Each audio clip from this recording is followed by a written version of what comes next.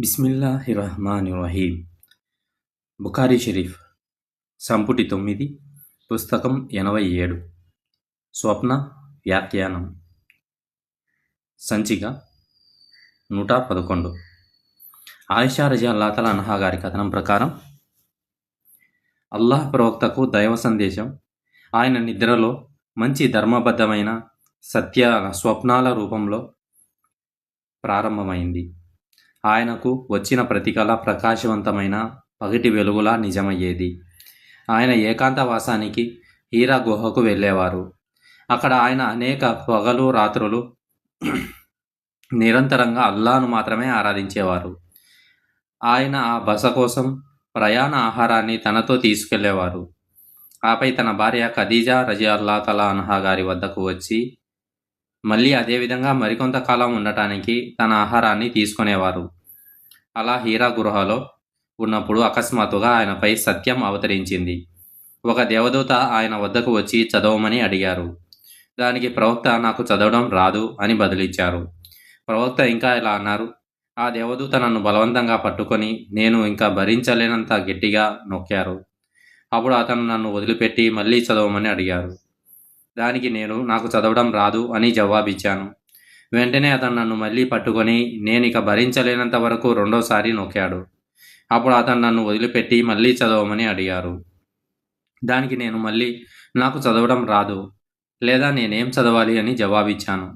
వెంటనే అతను నన్ను మూడోసారి పట్టుకొని నొక్కి ఆ తర్వాత వదిలిపెట్టి ఇలా అన్నారు, చదువు, నీ ప్రభువు పేరుతో.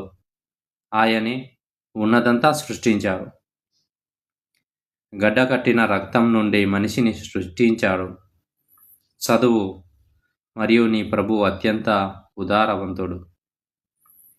సూరా ఇక్రాలో మొదటి 5 ఆయతులు.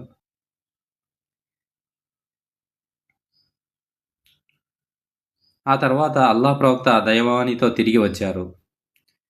భయంతో ఆయన మెడ కండరాలు అదురుతున్నాయి. చివరికి ఆయన ఖదీజా రజియల్లాహు తఆలా అన్హా గారి వద్దకు వెళ్ళి నన్ను కప్పు అని అన్నారు. నన్ను కప్పు. అతని భయం పోయేంత వరకు వారు అతన్ని కప్పారు. అప్పుడు అతను, ఓ ఖదీజా, నాకేమైంది అని అడిగారు. తర్వాత జరిగినదంతా ఆమెకు చెప్పి నాకు ఏదైనా జరుగుతుందేమోనని భయంగా ఉంది అన్నారు. ఖదీజా రజియల్లాహు తఆలా అన్హా అస్సలు కాదు అంది. కానీ ఒక శుభవార్త వినండి. ఎందుకంటే అల్లాహ్ సాక్షిగా మీరు మీ బంధుమిత్రులతో సత్సంబంధాలు పాటిస్తూ సత్యం పలుకుతూ పేదలకు మరియు నిరుపేదలకు సహాయం చేస్తూ మీ అతిథికి ఉదారంగా సేవ చేస్తూ అర్హులైన ఆపదలో ఉన్న వారికి అండగా నిలుస్తున్నందున అల్లాహ్ మిమ్మల్ని ఎన్నటికీ అవమానించడు. ఆ తర్వాత ఖదీజా రజియల్లాహు తఆలా అన్హా అతనితో పాటు తన బంధువైన Waraqa bin Naufal bin Asad bin Abdul Uzza bin Qusai వద్దకు వెళ్ళింది. వరాకా ఆమె పినతండ్రి కుమారుడు, అంటే ఆమె తండ్రి సోదరుని కుమారుడు. అతను ఇస్లాం పూర్వకాలంలో క్రైస్తవుడిగా మారి అరబిక్ లిపిని రాసేవాడు మరియు అల్లాహ్ కోరుకున్నంత మేరకు సువార్తలను అరబిక్లో రాసేవాడు. అతను వృద్ధుడు మరియు తన కంటి చూపును కోల్పోయాడు. ఖదీజా రజియల్లాహు తఆలా అన్హా అతనితో, ఓ నా బంధువా, నీ మేనల్లుడి కథ విను అని చెప్పింది. వరాకా అడిగారు, ఓ నా మేనల్లుడా, నీవేము చూశావో? ప్రవక్త తాను చూసినదంతా వివరించారు. వరాకా ఇలా అన్నారు, అల్లాహ్ మూసా అలైహిస్సలాం వద్దకు పంపిన నమూస్ అనగా రహస్యాలను కాపాడే దేవదూత అయిన జిబ్రాయిల్ అలైహిస్సలాం ఈయనే. నేను యవ్వనంలో ఉండి మీ ప్రజలు మిమ్మల్ని వెళ్ళగొట్టే సమయం వరకు జీవించగలిగితే ఎంత బాగుండునో. అల్లాహ్ ప్రవక్త అడిగారు, వారు నన్ను వెళ్ళగొడతారా?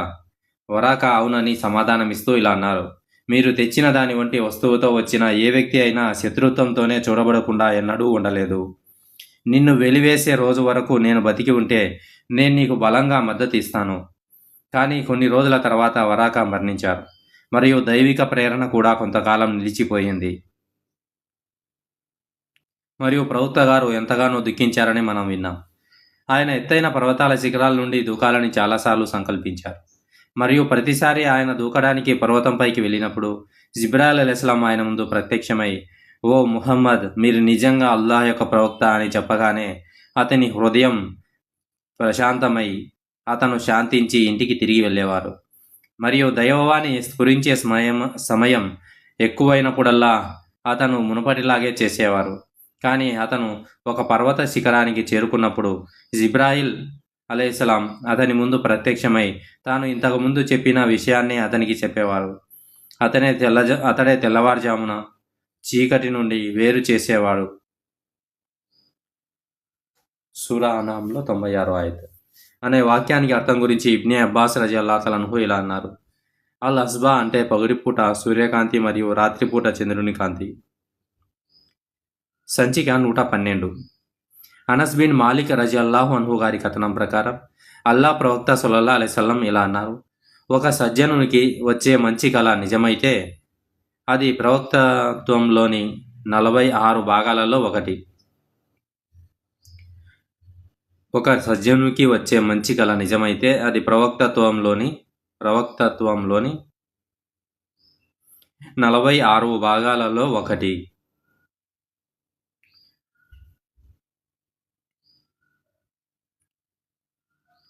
సంచిక 113. అబూ కతాదా రజియల్లాహు అన్హు గారి కథనం ప్రకారం ప్రవక్త గారు ఇలా అన్నారు: నిజమైన మంచి కళ అల్లాహ్ నుండి వస్తుంది మరియు చెడు కళ షైతాన్ నుండి వస్తుంది. హదీస్ 114. అబూ సయీద్ అల్ ఖుద్రీ రజియల్లాహు అన్హు గారి కథనం ప్రకారం ప్రవక్త సల్లల్లాహు అలైహి వసల్లం గారు ఇలా అన్నారు: మీలో ఎవరికైనా నచ్చిన కళ వస్తే అది అల్లాహ్ నుండి వచ్చినదే. అతను దానికోసం అల్లాహ్కు కృతజ్ఞతలు తెలిపి దానిని ఇతరులకు చెప్పాలి. కానీ అతడు దానికి భిన్నమైన అంటే తనకు నచ్చిన కళ వస్తే అది షైతాన్ నుండి వచ్చినదే. అతడు దాని కీడు నుండి అల్లాహ్ శరణు కోరాలి మరియు దానిని ఎవరికీ చెప్పకూడదు, ఎందుకంటే అది అతనికి హాని కలిగించదు. హదీస్ 115. అబూ కతాదా రజియల్లాహు అన్హు గారి కథనం ప్రకారం ప్రవక్త సల్లల్లాహు అలైహి వసల్లం గారు ఇలా అన్నారు: నిజమయ్యే మంచి కళ అల్లాహ్ నుండి వస్తుంది, చెడు కళ షైతాన్ నుండి వస్తుంది. కాబట్టి మీలో ఎవరికైనా చెడు కళ వస్తే అతడు షైతాన్ నుండి అల్లాహ్ శరణు కోరుకోవాలి మరియు ఎడం వైపు ఉమ్మివేయాలి, ఎందుకంటే ఆ చెడు కళ అతనికి హాని కలిగించదు. సంఖ్య 116. ఉబాదా బిన్ సామిత్ రజియల్లాహు అన్హు గారి కథనం ప్రకారం ప్రవక్త సల్లల్లాహు అలైహి వసల్లం గారు ఇలా అన్నారు: విశ్వాసి అయిన ఒక విశ్వాసి యొక్క మంచి స్వప్నం ప్రవక్తత్వంలోని 46 భాగాలలో ఒక భాగం. సంఖ్య 117. అబూ హురైరా రజియల్లాహు అన్హు గారి కథనం అల్లాహ్ యొక్క ప్రవక్త సల్లల్లాహు అలైహి వసల్లం గారు ఇలా అన్నారు: విశ్వాసి అయిన ఒక విశ్వాసి యొక్క మంచి స్వప్నం ప్రవక్తత్వంలోని 46 భాగాలలో ఒక భాగం. సంఖ్య 118. అబూ సయీద్ అల్ ఖుద్రీ రజియల్లాహు అన్హు గారి కథనం ప్రకారం అల్లాహ్ ప్రవక్త ఇలా అనగా నేను విన్నాను: ఒక మంచి స్వప్నం ఇది ప్రవక్తత్వంలోని 46 భాగాలలో ఒకటి. సంఖ్య 119. అబూ హురైరా రజియల్లాహు అన్హు గారి కథనం అల్లాహ్ ప్రవక్త ఇలా అనడం నేను విన్నాను: ప్రవక్తత్వంలోని అల్ ముబషిరాత్ తప్ప మరేదీ మిగలలేదు. వారు అల్ ముబషిరాత్ అంటే ఏమిటి అని అడిగారు. ఆయన ఇలా సమాధానం ఇచ్చారు: అవి నిజమైన మంచి కళలు, శుభవార్తను తెలియజేసేవి. సంఖ్య 120. ఇబ్నే ఉమర్ రజియల్లాహు అన్హు గారి కథనం ప్రకారం కొంతమందికి ఖద్ర్ రాత్రి రంజాన్ మాసంలోని చివరి 7 రోజులలో ఉన్నట్లు చూపబడింది. ప్రవక్త సల్లల్లాహు అలైహి వసల్లం గారు ఇలా అన్నారు: దానిని రంజాన్ మాసంలోని చివరి 7 రోజులలో వెతకండి. సంఖ్య 121. అబూ హురైరా రజియల్లాహు అన్హు గారి కథనం ప్రకారం అల్లాహ్ ప్రవక్త సల్లల్లాహు అలైహి వసల్లం గారు ఇలా అన్నారు: నేను గనక అందులో ఉండిపోతే యూసుఫ్ అలైహిస్సలాం చెరసాలలో ఉన్నంతకాలం, ఆ తర్వాత దూత వచ్చినప్పుడు నేను అతని పిలుపునకు చెరసాల నుండి బయటికి వెళ్ళడానికి స్పందించేవాడిని. సంఖ్య 122. అబూ హురైరా రజియల్లాహు అన్హు గారి కథనం ప్రకారం ప్రవక్త సల్లల్లాహు అలైహి వసల్లం గారు ఇలా అనడం నేను విన్నాను: ఎవరైనా నన్ను కలలో చూస్తారో అతను మెలకువలో కూడా నన్ను చూస్తారు మరియు షైతాన్ రూపంలో నన్ను అనుకరించలేడు.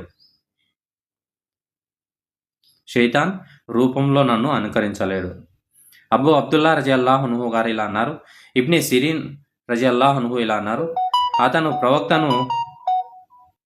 ప్రవక్తను ఆయన నిజమైన రూపంలో చూస్తేనే ఇది సాధ్యం.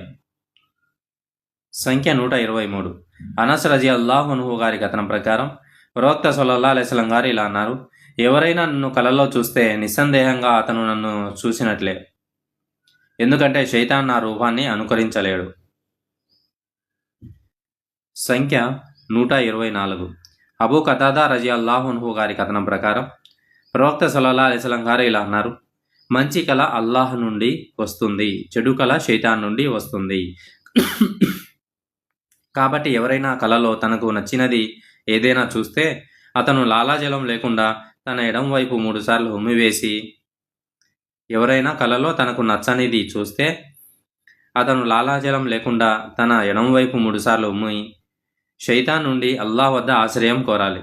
ఎందుకంటే అది అతనికి హాని కలిగించదు మరియు శైతాన్ నా రూపంలో కనిపించలేడు. సంఖ్య 125. అబూ కతాదా రజియల్లాహు అన్హు గారి కథనం ప్రకారం ప్రవక్త సల్లల్లాహు అలైహి వసల్లం గారు ఇలా అన్నారు: ఎవరైనా నన్ను కలలో చూస్తే అతను నిశ్చయంగా సత్యాన్ని చూసినట్లే. సంఖ్య 126. అబూ సయీద్ అల్ ఖుద్రీ రజియల్లాహు అన్హు గారి కథనం ప్రకారం ప్రవక్త సల్లల్లాహు అలైహి వసల్లం గారు ఇలా అన్నారు: ఎవరైనా నన్ను కలలో చూస్తే అతను నిశ్చయంగా సత్యాన్ని చూసినట్లే, ఎందుకంటే శైతాన్ నా రూపంలో కనిపించలేడు. సంఖ్య 127. అబూ హురైరా రజియల్లాహు అన్హు గారి కథనం ప్రకారం ప్రవక్త సల్లల్లాహు అలైహి వసల్లం గారు ఇలా అన్నారు: నాకు తాళాలు ఇవ్వబడ్డాయి. అద్భుతమైన ప్రసంగంతో శత్రువుల హృదయాలలో భయాన్ని కలిగించి విజయాన్ని అందించారు. మరియు నిన్న రాత్రి నేను నిద్రపోతున్నప్పుడు భూమిలోని నిధుల తాళాలు నా వద్దకు తీసుకురాబడి నా చేతిలో ఉంచబడ్డాయి.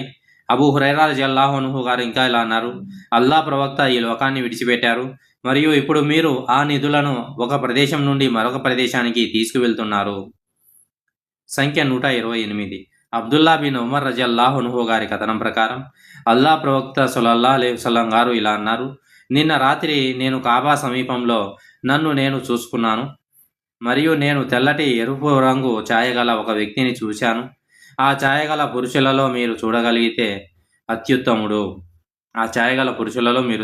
అత్యుత్తముడు. అతని చెవి తమ్మెల వరకు చేరే పొడవాటి జుట్టు ఉంది. అది ఆ రకమైన జుట్టులలో శ్రేష్టమైనది. మరియు అతను తన జుట్టును దువ్వుకున్నాడు మరియు దాని నుండి నీరు కారుతోంది. మరియు అతను 2 కర్రలపై ఆనుకొని కాబా చుట్టూ తవాఫ్ చేస్తున్నాడు. కొందరు పురుషులు లేదా 2 పురుషుల భుజాలపై. నేను ఈయన ఎవరు అని అడిగాను. ఎవరో ఈయన మసీహా, మరియం కుమారుడు అని జవాబిచ్చారు. అప్పుడు నేను బాగా ఉంగరాల జుట్టు ఉన్న మరొక పురుషుడిని చూశాను. అతని కుడి కన్ను గుడ్డిది, అది బయటకు పొడుచుకొని వచ్చిన ద్రాక్ష పండులా ఉంది. నేను ఈయన ఎవరు అని అడిగాను. ఎవరో ఇలా జవాబిచ్చారు: ఆయన మసీహు దజ్జాల్. సంఖ్య 129. ఇబ్ని అబ్బాస్ రజియల్లాహు అన్హు గారి కథనం ప్రకారం ఒక వ్యక్తి అల్లా ప్రవక్త వద్దకు వచ్చి నిన్న రాత్రి నాకు కలలో చూపబడింది అని చెప్పాడు. అప్పుడు ఇబ్ని అబ్బాస్ రజియల్లాహు తఆలా అన్హు ఆ కథనాన్ని ప్రస్తావించారు. సంఖ్య 130. అనస్ బిన్ మాలిక్ రజియల్లాహు అన్హు గారి కథనం అల్లా ప్రవక్త ఉమ్మె హరాం బిన్త్ మిల్హాన్ను సందర్శించేవారు. ఆమె ఉబాదా బిన్ అసాబిత్ రజియల్లాహు అన్హు గారి భార్య. ఒకరోజు ప్రవక్త సల్లల్లాహు అలైహి వసల్లం ఆమెను సందర్శించగా ఆమె ఆయనకు ఆహారం పెట్టి ఆయన తలలో పేల కోసం వెతకడం ప్రారంభించింది. అప్పుడు అల్లా ప్రవక్త నిద్రపోయి తర్వాత మేల్కొని నవ్వుతూ మేల్కొన్నారు. ఉమ్మె హరాం రజియల్లాహు అన్హా, ఓ ప్రవక్త, మీకు ఎందుకు నవ్వు వస్తుంది అని అడిగింది. ఆయన నా అనుచరులలో కొందరిని నా ముందు ప్రవేశపెట్టారు అని చెప్పారు. నా కలలో అల్లా మార్గంలో పోరాడే యోధులుగా సముద్రాల మధ్యలో సింహాసనాలపై రాజుల వలె లేదా సింహాసనాలపై కూర్చున్న రాజుల వలె కనిపించారు. ఈ 2 పద సంబంధాలు ఏది సరైనదో కథకుడు ఇషాక్కు ఖచ్చితంగా తెలియదు. ఉమ్మె హరాం రజియల్లాహు తఆలా అన్హా ఇలా అన్నారు: నేను, ఓ అల్లా ప్రవక్త, నన్ను వారిలో ఒకరిగా చేయమని అల్లాను ప్రార్థించండి అన్నాను. అప్పుడు అల్లా ప్రవక్త ఆమె కోసం అల్లాను ప్రార్థించి ఆ తర్వాత తలవాల్చి నిద్రపోయారు. తర్వాత ఆయన మళ్ళీ నవ్వుతూ మేల్కొన్నారు. ఉమ్మె హరాం రజియల్లాహు తఆలా అన్హా ఇలా అన్నారు: నేను, ఓ ప్రవక్త, మీకు ఎందుకు నవ్వు వస్తుంది అని అడిగాను. ఆయన నా అంచెలలో కొందరు అల్లా మార్గంలో పోరాడే యోధులుగా నా ముందు కలలో ప్రదర్శించబడ్డారు అన్నారు. ఆయన ఇంతకుముందు చెప్పినట్లే మళ్ళీ చెప్పారు. నేను, ఓ అల్లా ప్రవక్త, నన్ను వారిలో చేర్చమని అల్లాను ప్రార్థించు అని ఆమె అనగా అతను, నువ్వు మొదటి వారిలో ఒకదానివి అని అన్నాడు. తర్వాత ముఆవియా బిన్ అబూ సుఫియాన్ ఖలీఫాగా ఉన్న కాలంలో ఉమ్మె హరాం సముద్రంపై ప్రయాణించి ఒడ్డుకు చేరిన తర్వాత తాను ప్రయాణిస్తున్న జంతువుపై నుండి పడి మరణించింది. సంఖ్య 131. ఖారిజా బిన్ జైద్ బిన్ సాబిత్ రజియల్లాహు అన్హు గారి కథనం ప్రకారం అల్లా ప్రవక్తకు విధేయత ప్రమాణం చేసిన ఉమ్ముల్ ఆలా అనే ఒక అన్సారీ మహిళ నాతో ఇలా చెప్పింది: ముహాజీర్లను, వలస వచ్చిన వారిని మా మధ్య చీట్లు వేసి పంచిపెట్టారు. మరియు మా వంతుగా ఉస్మాన్ బిన్ మస్ఊన్ మాకు లభించారు. మేము అతనిని మా ఇంట్లో మాతో పాటు ఉండనిచ్చాము.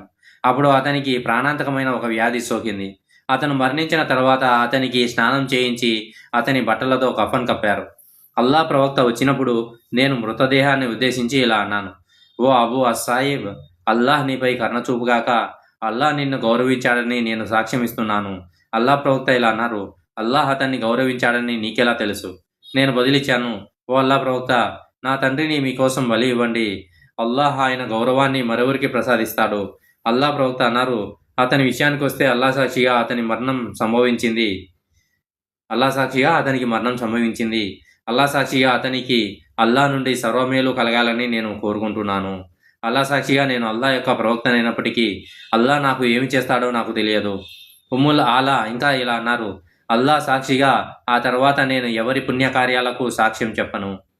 అజ్జుహ్రీ రజియల్లాహు అన్హు గారి కథనం ప్రకారం పై కథనం గురించి ప్రవక్త సల్లల్లాహు అలైహి వసల్లం గారు ఇలా అన్నారు: అతనికి ఉస్మాన్ బిన్ మస్ఊన్కు అల్లాహ్ ఏమి చేస్తాడో నాకు తెలియదు. ఉమ్ముల్ ఆలా ఇలా అన్నారు: దానికి నేను చాలా విచారించాను. ఆ తర్వాత నేను నిద్రపోయి కలలో ఉస్మాన్ బిన్ మస్ఊన్ కోసం ప్రవహిస్తున్న ఒక సెలయేరును చూశాను. మరియు ఆ విషయాన్ని అల్లాహ్ యొక్క ప్రవక్తకు చెప్పగా ఆయన ఇలా అన్నారు: అది పారే సెలయేరు, అతని సత్కర్మలకు ప్రతీక. సంఖ్య 133. అబూ కదాదా అల్ అన్సారీ రజియల్లాహు అన్హు గారి కథనం ప్రకారం ప్రవక్త సహచరుడు మరియు అతని అశ్విక దళ సైనికులలో ఒకడు అల్లాహ్ యొక్క ప్రవక్త ఇలా చెప్పగా నేను విన్నాను: మంచి కళ అల్లాహ్ నుండి వస్తుంది మరియు చెడు కళ శైతాన్ నుండి వస్తుంది. కాబట్టి మీలో ఎవరికైనా ఇష్టం లేని చెడు కళ వస్తే అతను తన ఎడమవైపు ఉమ్మివేసి దాని నుండి అల్లాహ్ శరణు కోరాలి, ఎందుకంటే అది అతనికి హాని చేయదు. సంఖ్య 134.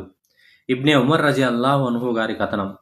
అల్లాహ్ ప్రవక్త సల్లల్లాహు అలైహి వసల్లం ఇలా చెప్పగా నేను విన్నాను: నేను నిద్రపోతున్నప్పుడు నాకు కలలో ఒక గిన్నెడు పాలు ఇవ్వబడ్డాయి మరియు నా గోళ్ళ నుండి దాని తడి బయటకు రావడం గమనించే వరకు నేను దానిని కడుపు నిండా త్రాగాను.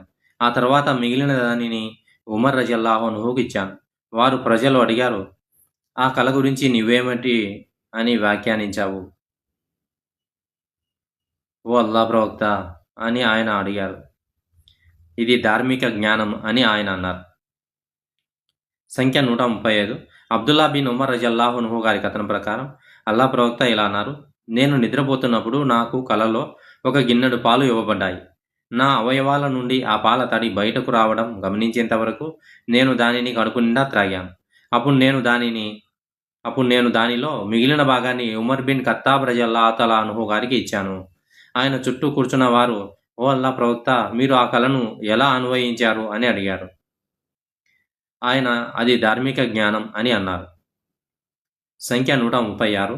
అబూ సయీద్ అల్ ఖుద్రీ రజియల్లాహు అన్హు గారి కథనం ప్రకారం అల్లాహ్ ప్రవక్త సల్లల్లాహు అలైహి వసల్లం గారు ఇలా అన్నారు: నేను నిద్రపోతున్నప్పుడు కొంతమంది వ్యక్తులు నా ముందు కలలో కనిపించారు. వారు చొక్కాలు ధరించి ఉన్నారు. వాటిలో కొన్ని వారి స్థనాలను మాత్రమే కప్పుతూ ఉండగా మరికొన్ని కొంచెం పొడవుగా ఉన్నాయి. అప్పుడు నా ఎదుట ఉమర్ బిన్ ఖత్తాబ్ రజియల్లాహు అన్హు ఒక చొక్కా ధరించి వెళుతూ దానిని తన వెనక నేలపై ఈడ్చుకుంటూ వెళ్తున్నాడు. వారు ప్రజలు అడిగారు: ఓ అల్లాహ్ ప్రవక్త, మీరు కళను ఎలా వ్యాఖ్యానించారు? ఆయన అన్నారు: ధర్మం. హదీస్ 137. అబూ సయీద్ అల్ ఖుద్రీ రజియల్లాహు అన్హు గారి కథనం. నేను అల్లాహ్ ప్రవక్త ఇలా చెప్పడం విన్నాను: నేను నిద్రపోతున్నప్పుడు నా ఎదుట ప్రజలు చొక్కాలు ధరించి ప్రదర్శించబడటం నా కలలో చూశాను. వాటిలో కొన్ని చాలా పొట్టిగా వారి రొమ్ముల వరకు, మరికొన్ని దాని కిందికి ఉన్నాయి. అప్పుడు నాకు ఉమర్ బిన్ ఖత్తాబ్ రజియల్లాహు తఆలా అన్హును చూపించారు. ఆయన ఒక చొక్కా ధరించి ఉన్నారు. దానిని ఆయన తన వెనుక ఈడ్చుకుంటూ వెళ్తున్నారు. వారు అడిగారు: ఓ ప్రవక్త, మీరు ఆ కళను ఎలా అన్వయించారు? ఆయన ధర్మం అని అన్నారు. సంఖ్య 138. ఖైస్ బిన్ ఉబాదా రజియల్లాహు అన్హు గారి కథనం ప్రకారం నేను ఒక సభలో కూర్చొని ఉన్నాను.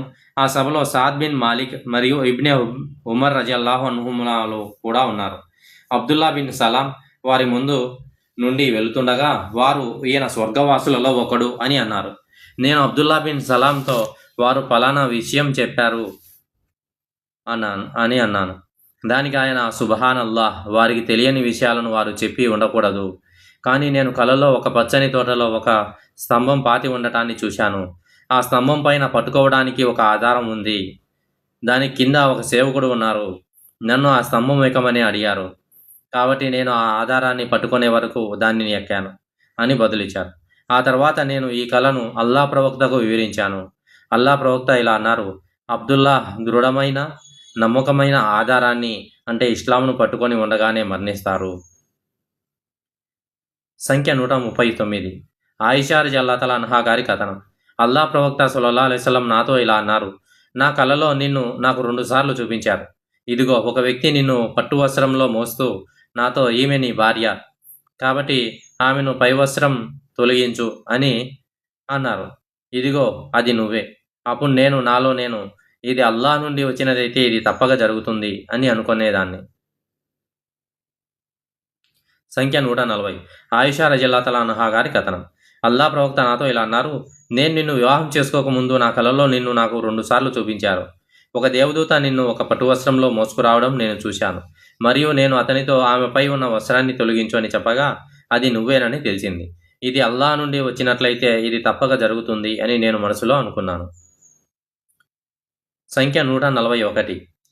అబూ హురైరా రజియల్లాహు అన్హు గారి కథనం ప్రకారం అల్లా ప్రవక్త సల్లల్లాహు అలైహి వసల్లం ఇలా అనగా నేను విన్నాను: నేను జవామి అల్ ఖలీం అంటే అతి తక్కువ సమయంలో అతి విస్తృతమైన అర్థాలను ఇచ్చే పదంతో పంపబడ్డాను. మరియు శత్రువుల హృదయాలలో భయాన్ని కలిగించి నేను విజయం సాధించాను. మరియు నేను నిద్రిస్తున్నప్పుడు భూమిలోని నిధుల తాళాలు నా వద్దకు తీసుకురాబడి నా చేతిలో ఉంచబడ్డాయి. ముహమ్మద్ సల్లల్లాహు అలైహి వసల్లం గారు ఇలా అన్నారు: జవామి అల్ ఖలీం అంటే ప్రవక్త రాకకు ముందు అవతరించిన గ్రంథాలలో రాయబడిన అనేక విషయాలను అల్లాహ్ 1 లేదా 2 వాక్యాలలో లేదా సుమారుగా వ్యక్తపరుస్తారు. 142వ హదీస్.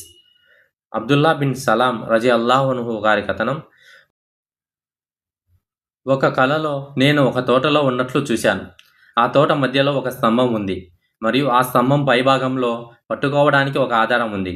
నన్ను దానిని ఎక్కమని అడిగారు. నేను నా వల్ల కాదు అని చెప్పాను. అప్పుడు ఒక సేవకుడు వచ్చి నా బట్టలు పైకి ఎత్తాడు. నేను స్తంభం ఎక్కాను. ఆ తర్వాత ఆ ఆధారాన్ని పట్టుకున్నాను మరియు నేను దానిని పట్టుకొని ఉండగానే మేల్కొన్నాను. నేను ఆ విషయాన్ని ప్రవక్తకు వివరించాను. ఆయన ఇలా అన్నారు: ఆ తోట ఇస్లాం అనే తోటకు ప్రతీక మరియు ఆ ఆధారం దృఢమైన ఇస్లామిక్ ఆధారం. ఇది నువ్వు మరణించే వరకు ఇస్లాంకు దృఢంగా కట్టుబడి ఉంటావని సూచిస్తుంది. సంఖ్య 143. ఇబ్నే ఉమర్ రజియల్లాహు అన్హు గారి కథనం ప్రకారం నేను ఒక కలలో నా చేతిలో ఒక పట్టు వస్త్రం ముక్కను చూశాను మరియు స్వర్గంలో నేను ఏ దిశలో ఉన్నా దాన్ని ఊపగా అది ఎగిరి నన్ను అక్కడికి తీసుకువెళ్ళింది. నేను ఈ కలను నా సోదరి హఫ్సా రజియల్లాహు అన్హుకు వివరించాను మరియు ఆమె దానిని ప్రవక్త గారికి చెప్పింది. అప్పుడు ప్రవక్త హఫ్సా రజియల్లాహు అన్హాతో ఇలా అన్నారు: నిశ్చయంగా నీ సోదరుడు ఒక సజ్జనుడు మరియు లేదా నిశ్చయంగా అబ్దుల్లా ఒక సజ్జనుడు. సంఖ్య 144. అబూ హురైరా రజియల్లాహు అన్హు గారి కథనం. అల్లా ప్రవక్త ఇలా అన్నారు: పునరుత్థాన దినం సమీపించినప్పుడు ఒక విశ్వాసి యొక్క కలలు నిజం కాకుండా ఉండటం చాలా అరుదు. మరియు ఒక విశ్వాసి యొక్క కళ ప్రవక్తత్వంలోని 46 భాగాలలో ఒకటి.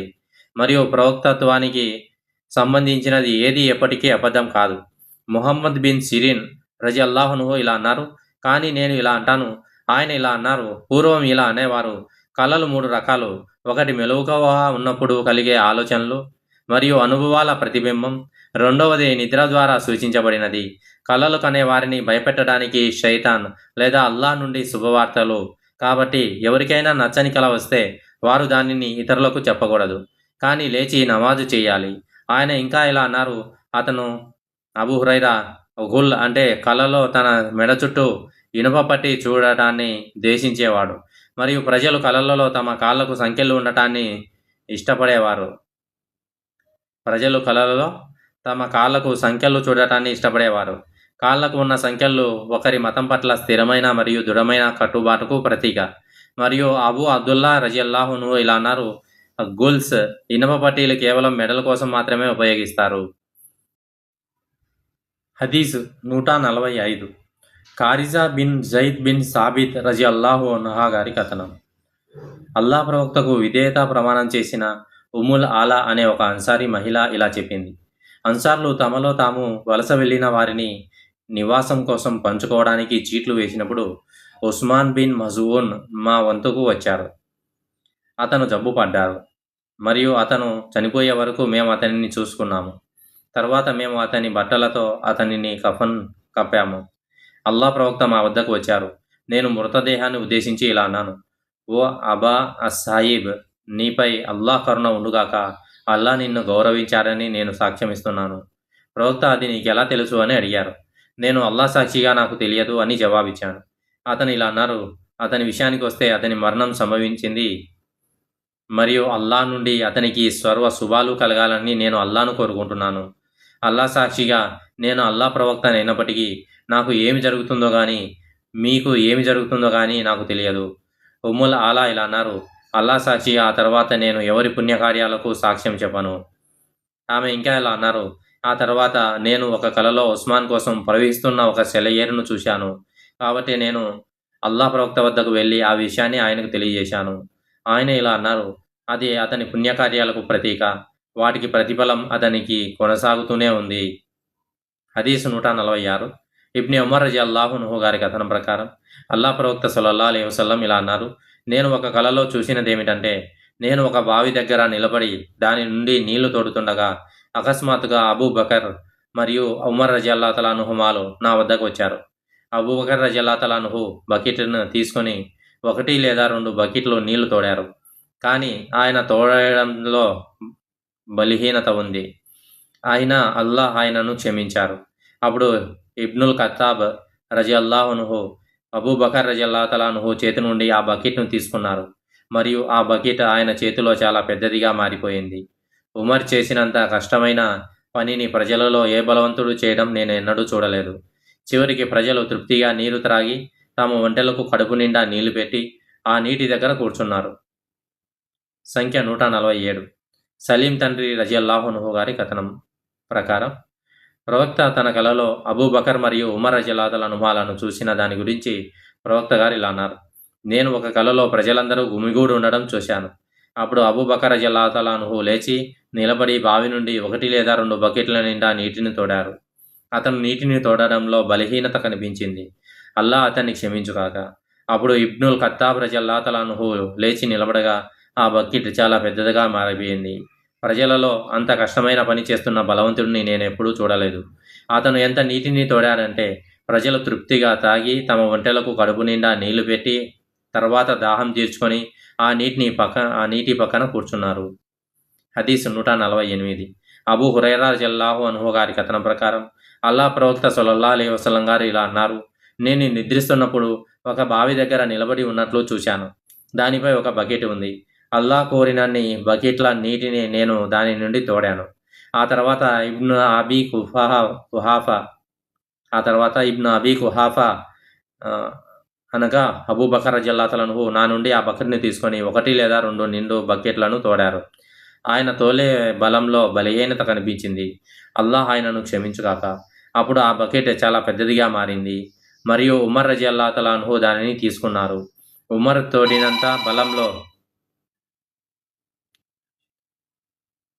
ఉమర్ రజియల్లాహు అన్హు తోడినంత బలంలో నీటిని తోడిన ఏ బలవంతుణ్ణి నేను ప్రజలలో ఎన్నడూ చూడలేదు. ప్రజలు తృప్తిగా నీరు తాగి తమ ఒంటెలకు కడుపు నిండా నీళ్లు పెట్టారు. ఆ తర్వాత ఆ ఒంటెలు నీటి పక్కన కూర్చున్నాయి. హదీసు 149. అబూ హురైరా రజియల్లాహు అన్హు గారి కథనం ప్రకారం అల్లా ప్రవక్త సల్లల్లాహు అలైహి వసల్లం గారు ఇలా అన్నారు: నేను నిద్రిస్తున్నప్పుడు ఒక బావి వద్ద నిలబడి ప్రజలకు త్రాగడానికి నీరు ఇస్తున్నట్లుగా నాకు కల వచ్చింది. అప్పుడు అబూ బకర్ రజియల్లాహు అన్హు నా వద్దకు వచ్చి నాకు ఉపశమనం కలిగించడానికి నా నుండి బకెట్ను తీసుకున్నాడు. అతను 1 లేదా 2 నిండు బకెట్లను తోడారు మరియు అతని తోపుడులో బలహీనత కనిపించింది. అల్లా అతన్ని కాపాడుగాక. అప్పుడు ఉమర్ రజియల్లాహు అన్హు అతని నుండి దానిని తీసుకొని ప్రజలు తృప్తి చెందేంత వరకు నీటిని తోడుతూనే ఉన్నారు. ఆ సమయంలో బావి నీటితో పొంగి పొర్లుతోంది. హదీసు 150. అబూ హురైరా రజియల్లాహు అన్హు గారి కథనం ప్రకారం మేము అల్లా ప్రవక్తతో కూర్చొని ఉండగా ఆయన ఇలా అన్నారు: నేను నిద్రపోతున్నప్పుడు నన్ను నేను స్వర్గంలో చూసుకున్నాను.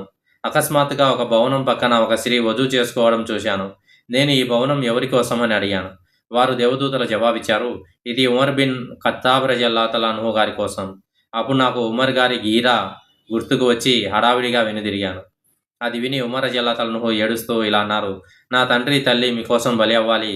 ఓ అల్లా ప్రవక్త, మీ వల్ల నా గీరాకు అవమానం జరుగుతుందని నేను ఎలా అనుకోగలను? హదీస్ 151. జాబిర్ బిన్ అబ్దుల్లా రజియల్లాహు అన్హు గారి కథనం ప్రకారం అల్లా ప్రవక్త ఇలా అన్నారు: నేను ఒక కలలో చూశాను, నేను స్వర్గంలోకి ప్రవేశించాను మరియు ఇదిగో అక్కడ బంగారంతో కట్టబడిన ఒక భవనం ఉంది. నేను అడిగాను, ఈ భవనం ఎవరి కోసం? వారు దేవదూతలు జవాబిచ్చారు, ఖురైష్ తెగకు చెందిన ఒక వ్యక్తి కోసం.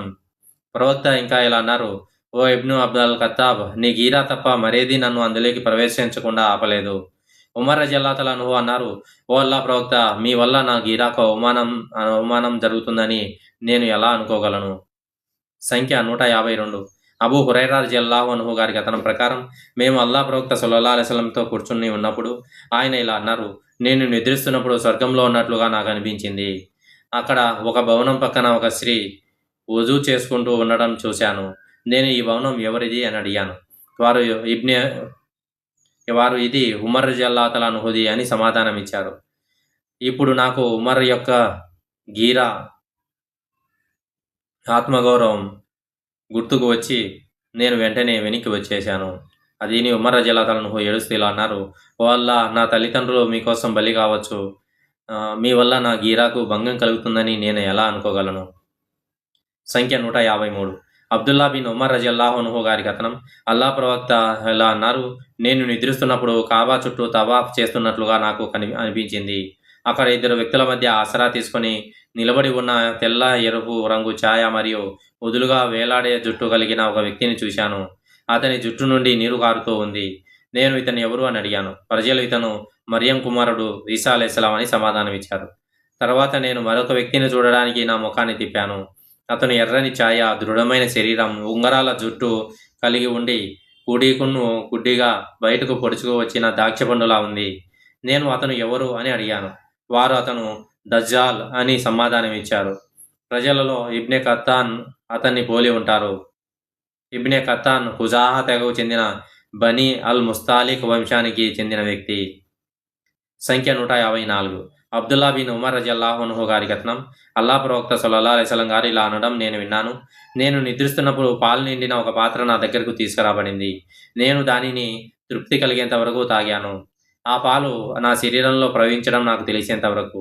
ఆ తర్వాత మిగిలిన పాలను ఉమర్ రజియల్లాహు అన్హుకి ఇచ్చాను. వారు అడిగారు: ఓ అల్లా ప్రవక్త, ఆ కల గురించి మీరు ఏమి అర్థం చేసుకున్నారు అని అడిగినప్పుడు ఆయన అది ధార్మిక జ్ఞానం అని చెప్పారు. సంఖ్య 155. ఇబ్నె ఉమర్ రజియల్లాహు అన్హు గారి కథనం అల్లా ప్రవక్త జీవించి ఉన్న కాలంలో ఆయన సహచరులు తరచుగా కలలు కనేవారు మరియు ఆ కలలను ప్రవక్త గారికి వివరించేవారు. అల్లా ప్రవక్త అల్లా చిత్తం మేరకు వాటికి అర్థాన్ని, తాత్పర్యాన్ని చెప్పేవారు. నేను అప్పుడు యువకుడిని మరియు వివాహానికి ముందు మసీదులోనే నివసించేవాడిని. నేను నాలో ఇలా అనుకున్నాను: నాలో ఏదైనా మంచి గుణం ఉంటే మీరు చూసే కలలే నాకు కనిపిస్తాయి కదా. కాబట్టి ఒక రాత్రి పడుకునే ముందు నేను ఇలా అన్నాను: ఓ అల్లా, నాలో ఏదైనా మంచిని నువ్వు చూస్తే నాకు ఒక మంచి కళను చూపించు. ఆ స్థితిలోనే ఉన్నప్పుడు ఇద్దరు దేవదూతలు నా వద్దకు కలలో వచ్చారు. వారిలో ప్రతి ఒక్కరి చేతిలో ఇనుపగద ఉంది. వారు నన్ను నరకానికి తీసుకువెళ్తున్నారు. నేను వారి మధ్య ఉంటూ అల్లాను వేడుకుంటున్నాను: ఓ అల్లా, నరకం నుండి నీ శరణు కోరుతున్నాను. అప్పుడు చేతిలో ఇనుపగద పట్టుకున్న మరొక దేవదూత నాకు ఎదురుగా రావడం చూశాను. అతను నాతో ఇలా అన్నారు: భయపడకు, నువ్వు తరచుగా ప్రార్థన చేస్తే చాలా గొప్ప వ్యక్తివి అవుతావు.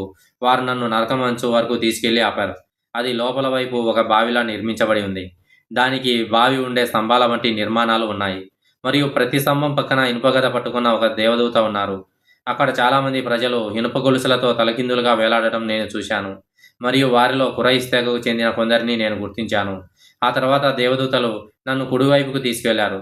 నేను ఈ కలను నా సోదరి హఫ్సాకు చెప్పాను. ఆమె దానిని అల్లా ప్రవక్తకు తెలియజేసింది. అల్లా ప్రవక్త ఇలా అన్నారు: నిస్సందేహంగా అబ్దుల్లా ఒక మంచి వ్యక్తి.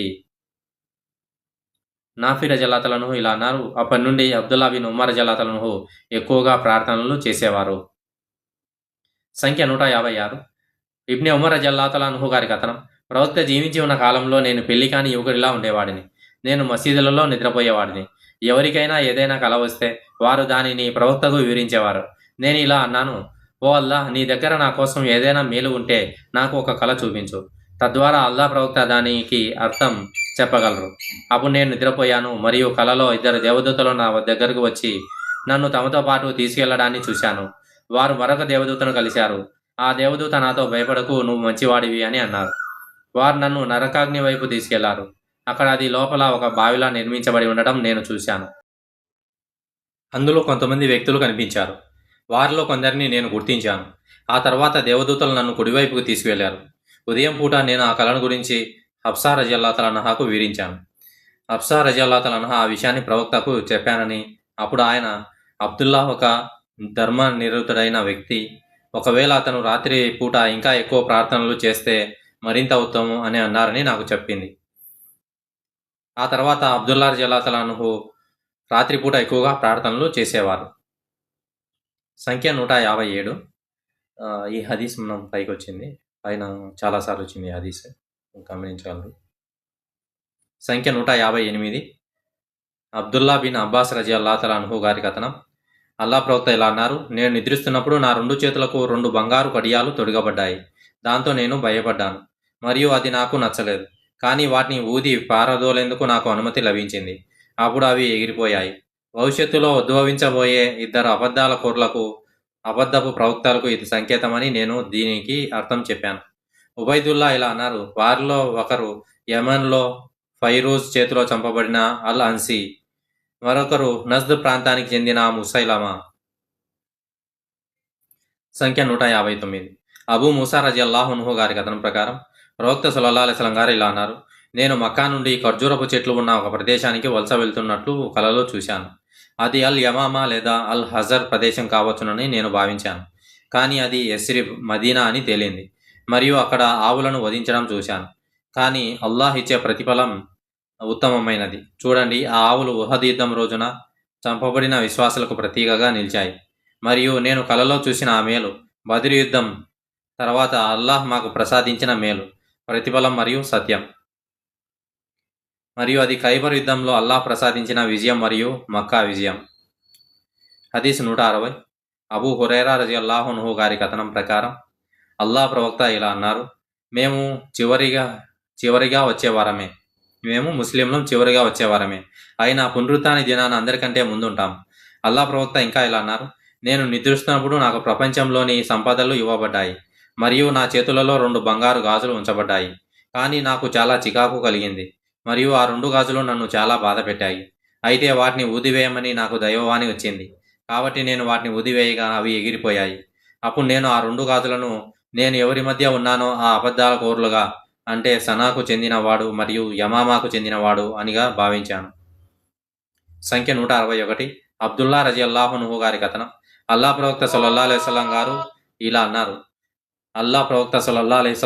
అన్నారు, నేను కలలో చెదిరిన జుట్టు గల ఒక నల్లని స్త్రీ మదీనా నుండి బయటకు వెళ్ళి మహయా అంటే అల్ జుహ్ఫాలో స్థిరపడటం చూశాను. మదీనాలో అంటువ్యాధి ఆ ప్రదేశానికి బదిలీ అవుతోందని అది ఒక చిహ్నంగా నేను భావించాను. సంఖ్య 162. అబ్దుల్లా బిన్ ఉమర్ రజియల్లాహు అన్హు గారి కథనం. మదీనాలో ప్రవక్త సల్లల్లాహు అలైహి వసల్లంకు కలిగిన కల గురించి ప్రవక్త సల్లల్లాహు అలైహి వసల్లం గారు ఇలా అన్నారు, నేను కలలో చెదిరిన జుట్టు గల ఒక నల్లని స్త్రీ మదీనా నుండి బయటికి వెళ్ళి మహయాలో స్థిరపడడం చూశాను. మదీనాలోని అంటువ్యాధి మహయాకు అంటే అల్ జుహ్ఫాకు బదిలీ అవుతోందనడానికి అది ఒక చిహ్నంగా నేను భావించాను. సంఖ్య 163. సలీం తండ్రి గారి కథనం. ఆ ప్రవక్త సల్లల్లాహు అలైహి వసల్లం గారు ఇలా అన్నారు, నేను కలలో చంద్రవందరగా ఉన్న జుట్టుతో ఒక నల్లని స్త్రీ మదీనా నుండి బయటికి వెళ్ళి మహయాలో స్థిరపడడం చూశాను. మదీనాలో ఉన్న అంటువ్యాధి మహయాకు అంటే అల్ జుహ్ఫాకు వ్యాపించడానికి ఇది ఒక ప్రతీక అని నేను భావించాను. హదీస్ 164. అబూ మూసా రజియల్లాహు అన్హు గారి కథనం. ప్రవక్త సల్లల్లాహు అలైహి వసల్లం గారు ఇలా అన్నారు, నేను ఒక కలలో చూశాను, అందులో నేను ఒక కత్తిని జులిపించగా అది మధ్యలో విరిగిపోయింది. ఇదిగో అది ఉహద్ యుద్ధ దినాన విశ్వాసులు అనుభవించిన ప్రాణ నష్టానికి ప్రతీకగా నిలిచింది. అప్పుడు నేను మళ్ళీ ఆ కత్తిని జులిపించగా అది మునుపెన్నడూ లేనంత ఉత్తమంగా తయారైంది. ఇదిగో అది అల్లాహ్ సాధించిన మక్కా విజయానికి మరియు విశ్వాసుల సమీకరణకు ప్రతీకగా నిలిచింది. సంఖ్య 165. ఇబ్న్ అబ్బాస్ రజియల్లాహు అన్హు గారి కథనం. ప్రవక్త సల్లల్లాహు అలైహి వసల్లం గారు ఇలా అన్నారు, తాను చూడని కలను చూశానని ఎవరైతే వాదిస్తారో అతనికి 2 యువగంజల మధ్య ఒక ముడి వేయమని ఆజ్ఞాపించబడుతుంది. కానీ అతను ఆ పనిని చేయలేడు. మరియు ఎవరైనా తనను ఇష్టపడని లేదా తన నుండి పారిపోయే కొంతమంది వ్యక్తుల మాటలను వింటే అప్పుడు కరిగించిన పునరుత్థాన దినాన అతని చెవులలో సీసం పోయబడుతుంది. మరియు ఎవరైతే ఒక చిత్రాన్ని గీస్తారో వారు పునరుత్థాన దినాన శిక్షించబడతారు. మరియు ఆ చిత్రంలో ఒక ఆత్మను ఉంచమని ఆజ్ఞాపించబడుతుంది. కానీ వారు అలా చేయలేరు. సంఖ్య 166 ఇబ్న్ అబ్బాస్ రజియల్లాహు అన్హు గారి కథనం పైన చెప్పిన హదీసులాగా. సంఖ్య 167 ఇబ్న్ ఉమర్ రజియల్లాహు అన్హు గారి కథనం. అల్లాహ్ ప్రవక్త ఇలా అన్నారు: ఒక వ్యక్తి తాను చూడని కలను చూశానని చెప్పుకోవడమే అత్యంత ఘోరమైన అబద్ధం. సంఖ్య 168 అబూ సలామా రజియల్లాహు తఆలా అన్హా గారి కథనం. నాకు ఆరోగ్యం కలిగించే ఒక కల వచ్చేది. అబూ కతాదా ఇలా చెప్పడం వినేంత వరకు నాకు కూడా అనారోగ్యం కలిగించే ఒక కల వచ్చేది. అబూ కతాదా ఇలా చెప్పడం వినేంత వరకు నాకు కూడా అనారోగ్యం కలిగించే ఒక కల వచ్చేది. ప్రవక్త సల్లల్లాహు అలైహి వసల్లం ఇలా చెప్పడం వినేంత వరకు, మంచి కళ అల్లాహ్ నుండి వస్తుంది. కాబట్టి మీలో ఎవరికైనా నచ్చిన కళ వస్తే అతను ప్రేమించే వ్యక్తికి తప్ప మరెవరికీ దానిని చెప్పకూడదు. మరియు అతనికి నచ్చని కళ వస్తే దాని చెడు నుండి మరియు శైతాన్ చెడు నుండి అల్లాహ్ వద్ద ఆశ్రయం కోరాలి. మరియు తమ ఎడమ వైపున 3 సార్లు ఉమ్మివేయాలి. మరియు దానిని ఎవరికీ చెప్పకూడదు, ఎందుకంటే అది అతనికి హాని చెయ్యదు. సంఖ్య 169 అబూ సయీద్ అల్ ఖుదరీ రజియల్లాహు అన్హు గారి కథనం. అల్లాహ్ ప్రవక్త ఇలా అనగా నేను విన్నాను: మీలో ఎవరైనా తమకు నచ్చిన కళను చూస్తే అది అల్లాహ్ తరపు నుండి వచ్చినది. వారు అందుకు అల్లాహ్కు కృతజ్ఞతలు తెలపాలి మరియు దానిని ఇతరులకు చెప్పాలి. ఒకవేళ వారు వేరేది అంటే తమకు నచ్చని కళను చూస్తే అది శైతాన్ తరపు నుండి వచ్చినది. వారు దాని నుండి అల్లాహ్ శరణు కోరాలి మరియు దానిని ఎవరికీ చెప్పకూడదు, ఎందుకంటే అది వారికి ఎటువంటి హాని చేయదు. సంఖ్య 170 ఇబ్న్ అబ్బాస్ రజియల్లాహు అన్హు గారి కథనం. ఒక వ్యక్తి అల్లాహ్ ప్రవక్త వద్దకు వచ్చి ఇలా అన్నారు: నేను కలలో నీడను ఇచ్చే మేఘాన్ని చూశాను. దాని నుండి వెన్న మరియు తేనె కారుతున్నాయి. ప్రజలు వాటిని తమ చేతులతో సేకరించడం నేను చూశాను. కొందరు ఎక్కువగా మరికొందరు తక్కువగా సేకరిస్తున్నారు. అలాగే భూమి నుండి ఆకాశం వరకు విస్తరించి ఉన్న ఒక తాడును నేను చూశాను. మీరు దానిని పట్టుకొని పైకి వెళ్ళడం, ఆ తర్వాత మరొక వ్యక్తి దానిని పట్టుకొని పైకి వెళ్ళడం, ఆపై 3వ వ్యక్తి దానిని పట్టుకొని పైకి వెళ్ళడం నేను చూశాను. ఆ తర్వాత 4వ వ్యక్తి దానిని పట్టుకున్నప్పుడు అది తెగిపోయింది, కానీ మళ్ళీ అతుక్కుంది. అబూబకర్ రజియల్లాహు అన్హు ఇలా అన్నారు: ఓ అల్లాహ్ ప్రవక్త, నా తండ్రి మీకు బలి కావచ్చు. అంటే మీ పట్ల ఉన్న అపారమైన భక్తికి సూచించే మాట. ఈ కళకు వివరణ ఇచ్చే అనుమతి నాకు ఇవ్వండి. అప్పుడు ప్రవక్త ఆయనతో, దీనికి వివరణ ఇవ్వు అని అన్నారు. అబూబకర్ రజియల్లాహు అన్హు ఇలా అన్నారు: నీడని ఇచ్చే ఆ మేఘం ఇస్లాంకు ప్రతీక. దాని నుండి కురిసే వెన్న తేనె ఖురాన్ను మరి దాని మాధుర్యానికి, మరియు ప్రజలు ఖురాన్ను కొంతమంది ఎక్కువగా మరికొంతమంది తక్కువగా నేర్చుకోవడానికి ప్రతీకలు. ఆకాశం నుండి భూమి వరకు వేలాడుతున్న ఆ తాడు మీరు అనుసరిస్తున్న సత్యం. మీరు దానిని అనుసరిస్తున్నారు. అల్లాహ్ దానిని ద్వారా మిమ్మల్ని ఉన్నత స్థానానికి చేర్చుతారు. ఆ తర్వాత మరొక వ్యక్తి దాన్ని అనుసరించి ఉన్నత స్థానానికి చేరుకుంటారు. ఆపై మరొకరు, ఆ తర్వాత ఇంకొకరు దానిని అనుసరిస్తున్నారు. కానీ అది తెగిపోయింది. ఆ తర్వాత అది అతనికి తిరిగి కలపబడుతుంది మరియు అతను దానిని ద్వారా పైకి వెళ్తారు. ఓ అల్లాహ్ ప్రవక్త, నా తండ్రి మీకు బలి కావచ్చు. నేను చెప్పింది సరైనదా లేక తప్ప? దానికి ప్రవక్త గారు ఇలా సమాధానం ఇచ్చారు: నువ్వు చెప్పిన దానిలో కొంత భాగం సరైనది, కొంత భాగం తప్పు. అబూబకర్ రజియల్లాహు అన్హు: ఓ ప్రవక్త, అల్లాహ్ సాక్షిగా నేను ఎక్కడ తప్పుగా చెప్పానో మీరు నాకు తప్పక చెప్పాలి. ప్రవక్త గారు అన్నారు: ప్రమాణం చేయవద్దు. సంఖ్య 171 సమురా బిన్ జుందుబ్ రజియల్లాహు అన్హు గారి కథనం. అల్లాహ్ ప్రవక్త తరచుగా తన సహచరులను ఇలా అడిగేవారు: మీలో ఎవరైనా కల కన్నారా? అప్పుడు అల్లాహ్ ఎవరికైతే చెప్పాలని కోరుకున్నారో వారు తమ కలల గురించి ఆయనకు వివరించేవారు. ఒక ఉదయం ప్రవక్త ఇలా అన్నారు: నిన్న రాత్రి 2 వ్యక్తులు నా దగ్గర వచ్చి నన్ను నిద్రలేపి ముందుకు సాగండి అని చెప్పారు. నేను వారితో బయలుదేరాను. దారిలో ఒక వ్యక్తి పడుకొని ఉండగా మరొక వ్యక్తి అతని తల దగ్గర నిలబడి ఉండటం మాకు కనిపించింది. అతని చేతిలో ఒక పెద్ద రాయి ఉంది. అతను ఆ రాయిని పడుకున్న వ్యక్తి తల మీద విసిరి తలను గాయపరచడం చూశాను. ఆ రాయి దొర్లుకుంటూ దూరంగా వెళ్ళింది. రాయి విసిరిన వ్యక్తి దాన్ని వెంబడించి తిరిగి తెచ్చాడు. అతను తిరిగి ఆ వ్యక్తి దగ్గరికి వచ్చేసరికి గాయపడిన వ్యక్తి తల మళ్ళీ మామూలు స్థితికి వచ్చేసింది. అప్పుడు ఆ వ్యక్తి మొదటి చేసిన పనినే మళ్ళీ చేశాడు. నేను నా 2 సహచరులతో, సుబ్హానల్లాహ్, మీరు ఎవరు అని అడిగాను. వారు ముందుకు సాగండి అన్నారు. మేము ముందుకు సాగి వెల్లకిలా పడుకున్న మరొక వ్యక్తిని చూశాం. అతని తల దగ్గర ఇనుప కొక్కెం పట్టుకొని మరొక వ్యక్తి నిలబడి ఉన్నారు. అతను ఆ కొక్కెంతో పడుకున్న వ్యక్తి నోటి వైపును పట్టుకొని ముఖం యొక్క భాగాన్ని వెనుక వైపు వరకు చీల్చివేశాడు. అలాగే ముక్కును, కంటిని కూడా ముందు నుండి వెనుక వరకు చీల్చేవాడు. ఆ తర్వాత అతను ముఖం యొక్క 2వ వైపును తిరిగి మొదటి పని వైపు చేసినట్టే చేశాడు. అతను ఆ వైపు పని పూర్తి చేసేసరికి మొదటి వైపు మళ్ళీ మామూలు స్థితికి వచ్చేసేది. అప్పుడు అతను మళ్ళీ మొదటి వైపుకు వచ్చి ఇంతకుముందు చేసిన పనినే పునరావృతం చేసేవాడు. నేను నా ఇద్దరు సహచరులతో సుబ్హానల్లా, వీరు ఎవరు అని అడిగాను. వారు నాతో ముందుకు సాగండి అన్నారు. మేము ముందుకు సాగి తన్నూర్, రొట్టెలు కాల్చడానికి ఉపయోగించే మట్టితో చేసిన ఒక రకమైన పొయ్యి లేదా లాంటి నిర్మాణాన్ని చూశాము. ప్రవక్త ఇలా అన్నారని నాకు గుర్తుంది. ఆ పొయ్యిలో నుండి చాలా శబ్దాలు, కేకలు వినిపిస్తున్నాయి. ప్రవక్త ఇంకా ఇలా అన్నారు, మేము అందులోకి తొంగి చూశాము. అక్కడ నగ్నంగా ఉన్న స్త్రీలు, పురుషులు కనిపించారు. కింద నుండి అగ్నిజ్వాలలు వారికి తగులుతుండగా ఆ మంటలు తగిలినప్పుడు వారు బిగ్గరగా అరుస్తున్నారు. నేను వారిని మీరు ఎవరు అని అడిగాను. వారు నాతో ముందుకు సాగండి అన్నారు. మేము ముందుకు సాగి ఒక నదిని చూశాము. ఆయన రక్తంలా ఎర్రగా అని అన్నారని నాకు అనిపిస్తోంది. ప్రవక్త ఇంకా ఇలా చెప్పారు, అక్కడ నదిలో ఒక వ్యక్తి ఈదుతూ ఉండటం, ఒడ్డున మరొక వ్యక్తి చాలా రాళ్లను పోగు చేసి ఉంచడం నేను చూశాను. ఆ వ్యక్తి ఈదుతూ ఉండగా ఒడ్డున ఉన్నవాడు అతని దగ్గరికి వెళ్ళేవాడు. ఈదుతున్న వ్యక్తి తన నోరు తెరిచేవాడు. అప్పుడు ఒడ్డున ఉన్నవాడు ఒక రాయిని అతని నోట్లో వేసేవాడు. దాంతో అతను మళ్ళీ ఈదడం మొదలుపెట్టేవాడు. అతను తిరిగి వచ్చేవాడు. 10 ఇదే ప్రక్రియ పునరావృతం అయ్యేది. అప్పుడు నేను నా ఇద్దరు సహచరులను వీరు ఎవరు అని అడిగాను. వారు ముందుకు సాగండి అని అన్నారు. అలా మేము ముందుకు సాగుతూ అత్యంత వికార రూపం కలిగిన ఒక వ్యక్తి దగ్గరికి చేరుకున్నాము. అంతటి వికారమైన రూపాన్ని మీరు ఎప్పుడు చూసి ఉండరు. అతని పక్కన ఒక మంట ఉంది. అతను ఆ మంటను రగిలిస్తూ దాని చుట్టూ పరిగెడుతూ ఉన్నాడు. నేను నా సహచరులను ఈయన ఎవరు అని అడిగాను. వారు నాతో ముందుకు సాగండి అన్నారు. కాబట్టి మేము ముందుకు సాగి అన్ని రకాల వసంత రంగులతో నిండిన దట్టమైన పచ్చని వృక్ష సంపద ఉన్న ఒక తోటను చేరుకున్నాము. ఆ తోట మధ్యలో చాలా పొడుగైన ఒక వ్యక్తి ఉన్నారు. ఆయన చాలా పొడవుగా ఉండడం వల్ల నాకు అతని తల సరిగ్గా కనిపించలేదు. అతని చుట్టూ నేను ఇంతకు ముందెన్నడూ చూడనంత ఎక్కువ సంఖ్యలో పిల్లలు ఉన్నారు. నేను నా సహచరులను ఈయన ఎవరు అని అడిగాను. వారు ముందుకు సాగండి అని బదిలిచ్చారు. కాబట్టి మేము ముందుకు సాగి నేను ఇంతకు ముందెన్నడూ చూపనంత గొప్పదైన అద్భుతమైన ఒక విశాలమైన తోట వద్దకు చేరుకున్నాము. నా ఇద్దరు సహచరులు నాతో పైకి వెళ్ళు అని చెప్పారు. నేను పైకి వెళ్ళాను. ప్రవక్త ఇంకా ఇలా అన్నారు, మేము పైకి వెళ్తూ బంగారం మరియు వెండి ఇటుకలతో నిర్మించిన ఒక నగరాన్ని చేరుకున్నాం.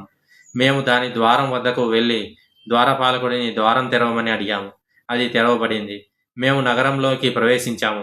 అక్కడ ఉన్న మనుషులలో వారి శరీరంలో ఒకవైపు మీరు చూసిన అత్యంత అందమైన వ్యక్తి వలె అందంగా, మరొక వైపు చూసిన అత్యంత వికారమైన వ్యక్తి వలె వికారంగా ఉన్నారు. నా ఇద్దరు సహచరుల ఆ మనుషులను నదిలో దూకమని ఆజ్ఞాపించారు. ఇదిగో ఆ నగరం గుండా ఒక నది ప్రవహిస్తోంది. దాని నీరు పాలవలే తెల్లగా ఉంది. ఆ మనుషులు వెళ్ళి అందులో దూకారు. వారి శరీరాల్లోని వికారత్వం తొలగిపోయి వారు అత్యంత ఉత్తమ రూపాన్ని పొందిన తర్వాత మా వద్దకు తిరిగి వచ్చారు. ప్రవక్త ఇంకా ఇలా అన్నారు, నా ఇద్దరు సహచరులతో నాతో ఈ ప్రదేశము ఏతేను స్వర్గం మరియు ఇదే నీ స్థానం అని చెప్పారు. నేను నా దృష్టిని పైకెత్తగా అక్కడ తెల్లని మేఘం లాంటి ఒక రాజభవనం నాకు కనిపించింది. నా ఇద్దరు సహచరులు నాతో అది రాజభవనం, నీ స్థలం అన్నారు. నేను వారితో అల్లాహ్ మీ ఇద్దరిని ఆశీర్వదించుగాక, నన్ను ఇందులోకి ప్రవేశించనివ్వండి అన్నాను. వారు, ప్రస్తుతానికి నువ్వు అందులోకి ప్రవేశించవు, కానీ ఒకరోజు తప్పకుండా ప్రవేశిస్తావు అని బదులిచ్చారు. నేను వారితో, ఈ రాత్రి నేను ఎన్నో అద్భుతాలు చూశాను. నేను చూసిన వాటన్నిటి అర్థం ఏమిటి అన్నాను. వారు ఇలా జవాబిచ్చారు, మేము మీకు తెలియజేస్తాము. మీరు చూసిన మొదటి వ్యక్తి, అతని తలపై రాయితో గాయం చేయబడుతోంది. అతను ఖురాన్ను అధ్యయనం చేసి ఆపై దానిని పఠించకుండా, దాని ఆజ్ఞలను పాటించకుండా, విధిగా చేయవలసిన ప్రార్థనలను నిర్లక్ష్యం చేసి నిద్రపోయే వ్యక్తికి ప్రతీక. మీరు చూసిన వ్యక్తి, అతని నోటి ప్రక్కలు, ముక్కు రంధ్రాలు ముందు నుండి వెనకకు చీల్చిపడ్డాయి. అతను ఉదయాన్నే తన ఇంటి నుండి బయటికి వెళ్ళి ప్రపంచమంతా వ్యాపించేన్ని అబద్ధాలు చెప్పే వ్యక్తికి ప్రతీక. మరియు పొయ్యిని పోలిన నిర్మాణంలో మీరు చూసిన ఆ నగ్న పురుషులు, స్త్రీలు, వారు వ్యభిచారులు మరియు వ్యభిచారిణులు. మరియు నదిలో ఈదుతూ మింగడానికి రాయి ఇవ్వబడిన వ్యక్తి వడ్డీ తినేవాడు. మరియు నిప్పు దగ్గర దానిని రాజేస్తూ దాని చుట్టూ తిరుగుతూ మీరు చూసిన వికారంగా కనిపించే వ్యక్తి నరక ద్వారపాలకుడైన మాలిక్. మరియు మీరు చూసిన పొడవైన వ్యక్తి తోటలో ఉన్న ఇబ్రాహీం మరియు అతని చుట్టూ ఉన్న పిల్లలు. అల్ ఫిత్రా, ఇస్లామీయ విశ్వాసంతో మరణించిన పిల్లలు అని కథకుడు జోడించారు. కొంతమంది ముస్లింలు ప్రవక్తను అడిగారు, ఓ అల్లా దూత, అన్యమతస్థుల పిల్లల సంగతి ఏమిటి? ప్రవక్త ఇలా సమాధానం ఇచ్చారు, అలాగే అన్యమతస్థుల పిల్లలు కూడా. ప్రవక్త ఇంకా ఇలా అన్నారు, నా ఇద్దరు సహచరులు ఇలా జోడించారు, మీరు చూసిన సగం అందంగా సగం వికారంగా ఉన్న ఆ వ్యక్తులు ఒక మంచి కర్మను మరొక చెడు కర్మతో కలిపిన వారు. కానీ అల్లాహ్ వారిని క్షమించాడు.